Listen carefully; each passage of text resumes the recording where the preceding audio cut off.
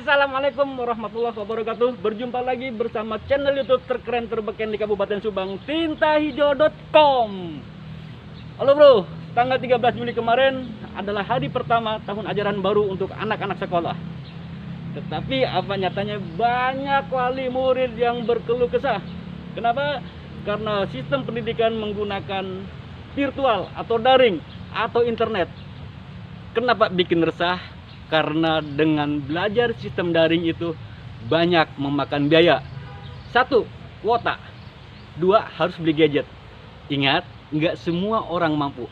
Ada tukang gorengan, ada para kuli bangunan yang gajinya pas-pasan, dipaksa harus beli gadget dan setiap hari harus beli kuota. Nah, kita pengen tahu apa kata Kepala Dinas Pendidikan Kabupaten Subang.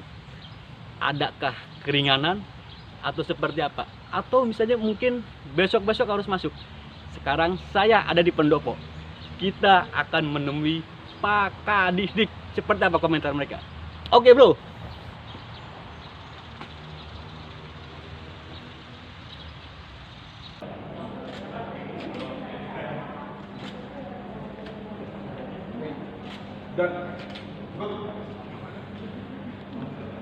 Gaya bebas, bro.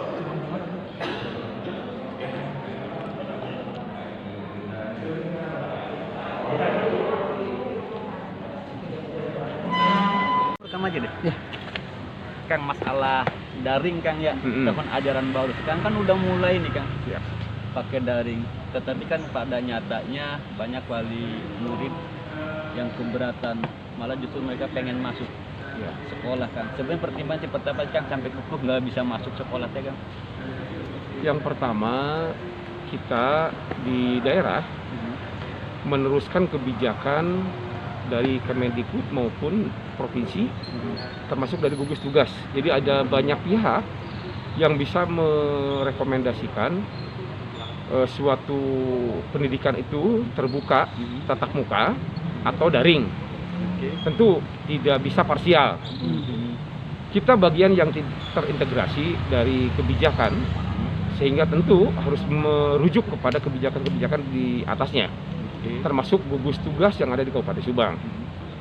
Itu yang pertama. Yang kedua, dari informasi dan rekomendasi yang dikeluarkan oleh gugus tugas dan Kemendikbud, bagi daerah yang zona hijau itu diserahkan kepada daerah untuk dimungkinkan dibuka secara tatap muka, ya, zona hijau.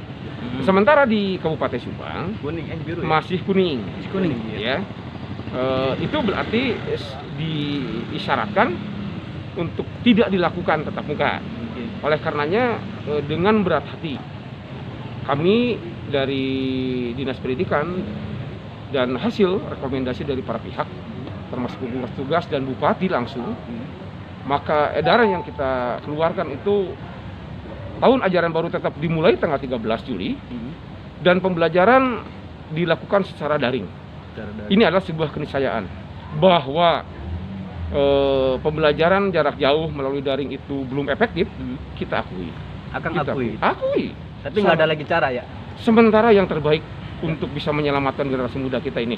Betul bahwa pendidikan sangat penting buat kita, ya, meningkatkan karakter, membangun karakter, meningkatkan kualitas, ya, kompetensi dan lain-lain.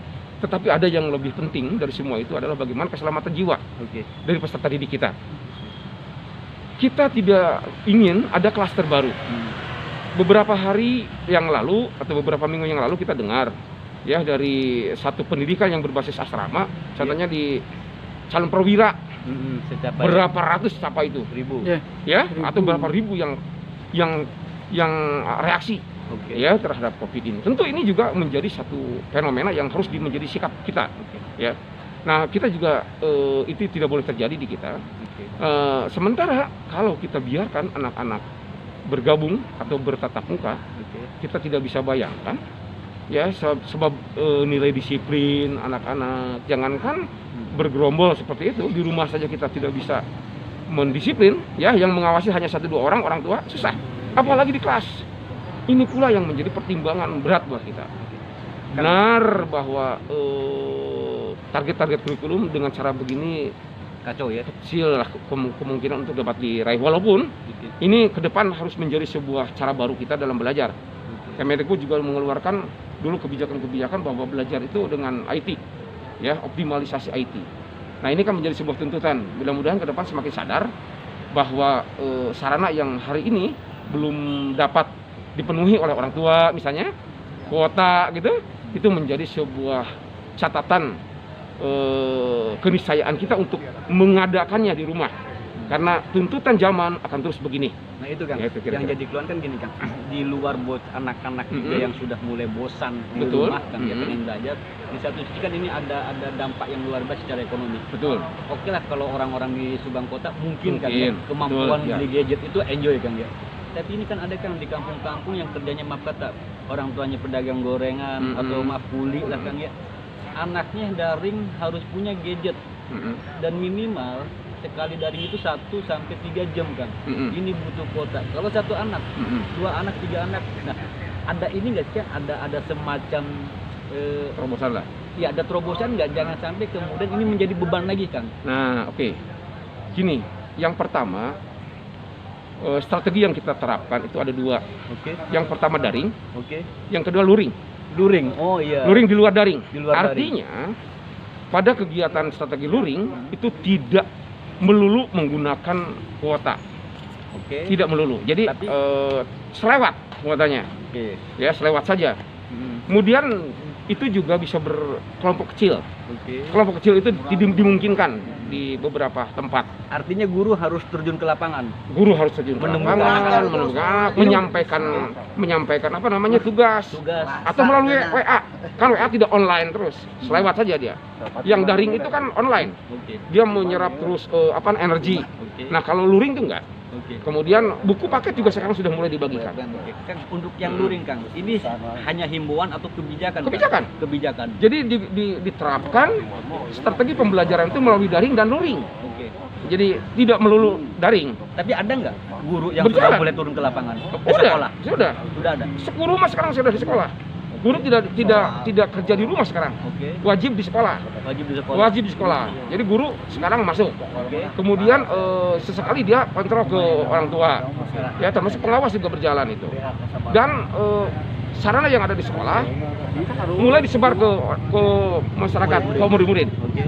Buku paket, tematik dan lainnya sudah disebar sekarang. Jadi wali kelas atau guru kelas harus sekali-kali turun ke rumah. Harus ke rumah, kontrol.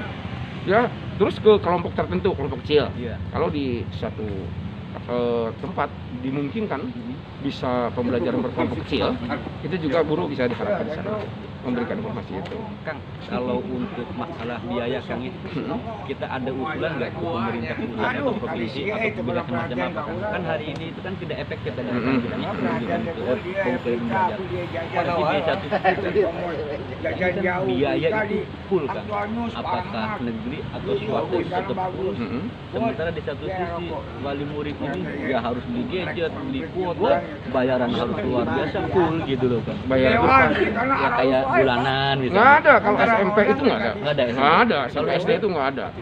SD SMP itu kan sudah oleh bos. Oh, udah di Nggak ada, Jadi nggak ada. Itu kalau yang murni. swasta, kalau di swasta Kalau swasta mah itu ya karena yayasan. ada ini kan macam himbauan nggak sih gitu. Artinya jangan membebani dar kan ini kan Kalau kita sih terkait dengan swasta, maka pilihan ke swasta itu mereka sudah resiko pilihan yang sudah ditentukan oleh orang tua. Jadi Saya kita nggak bisa intervensi, nggak bisa kan? intervensi terkait dengan pembiayaan itu ya. Walaupun misalkan untuk SMP dan SD swasta yang yang disubsidi oleh negara itu kita juga himbau untuk tidak membebani. Nah, ada hal lain yang memang sudah satu hal yang kita teroboskan gitu ya, menjadi terobosan kita ada kerjasama dengan pihak Telkomsel. Jadi ada program produk yang bernilai rupiah rendah untuk pembelian kuota, geluntungan. Ya, maksudnya ke orang tua. Jadi jatuhnya per hari itu sekitar 3.000 perak. Ini kan luar biasa ini. Nah, ini sedang digojlok oleh kita keuntungannya. Untuk kerjasamakan gitu ya, apakah ke sekolah atau ke orang tua. Jadi itu sedang dikerjasamakan. Dan yang kedua, kalau sekolah yang memadai ya dan dimungkinkan tadi selalu luring atau selalu daring ya yang menggunakan kuota boleh jadi kebijakan bos misalnya untuk membantu sekali membeli watak guru ya sekolah maupun orang tua yang dianggap tidak berkemampuan itu sesungguhnya bisa. Itu sangat tergantung kepada manajemen sekolah. Dibolehkan. Gara-gara corona itu ada sekolah terbebani, guru terbebani, murid terbebani, orang tua terbebani. Betul. Ini gara-gara corona Kang ya. Ya, tapi itulah ya kondisi yang ada yang kita harus belajar dari sana mungkin ya.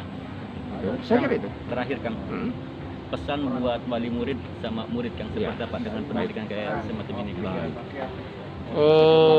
Saya atas nama Kepala Dinas Pendidikan dan Kebudayaan Kabupaten Subang, pertama saya menyampaikan keprihatinan dengan kondisi begini. Namun demikian kita harus tetap bersabar, ya bertawakal kepada Allah Subhanahu Wa Taala menghadapi musibah dan cobaan yang besar seperti ini karena ini mengglobal, bukan hanya di Subang, tapi di Jawa Barat, di Indonesia bahkan di dunia, ya itu terjadi. Oleh karenanya kepada orang tua dan siswa, kepada siswa khusus baik-baiklah belajar terus ya. Kemudian manfaatkan sedetik waktu pun untuk terus belajar. Karena memang belajar tidak harus di rumah, tidak harus di kelas, tidak harus di sekolah saja. Ada banyak ilmu yang dapat diperoleh di luar rumah, di luar sekolah. Kemudian dari literasi apa saja.